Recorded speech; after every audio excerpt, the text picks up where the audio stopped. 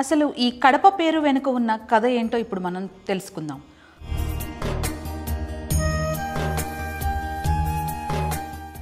తిరుమల యాత్రకు వెళ్ళే భక్తులు తిరుమలలోని స్వామివారిని దర్శించుకునే ముందు ఈ క్షేత్రంలో స్వామివారి మొదటి గడపపై అడుగుపెట్టే సాంప్రదాయం ఉండేది. అందుకే ఈ ప్రాంతానికి దేవుని గడప అని పేరు వచ్చింది.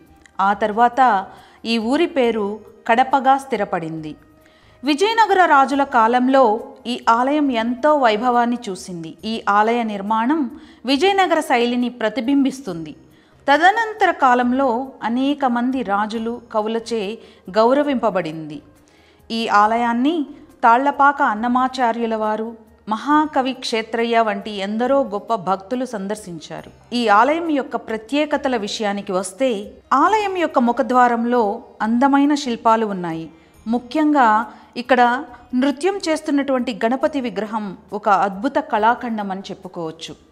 దేవుని గడపలోని శ్రీ వెంకటేశ్వర స్వామి ఆలయంలో ఆంజనేయ స్వామి విగ్రహం ఉండడం ఒక విశేషం. సాధారణంగా వెంకటేశ్వర స్వామి ఆలయంలో గరుత్మంతుడు ప్రధానంగా ఉంటారు. కానీ ఇక్కడ ఆలయంలో ఆంజనేయ స్వామి విగ్రహం ప్రత్యేకంగా కనిపిస్తుంది. దీని వెనుక కొన్ని కథలు ప్రచారంలో ఉన్నాయి.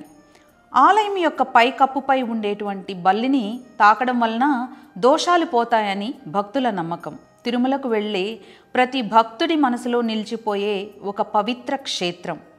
ఈ ఆలయాన్ని దర్శించుకోవడం వల్ల తిరుమల యాత్ర చేసిన పుణ్యం లభిస్తుందని భక్తుల నమ్మకం.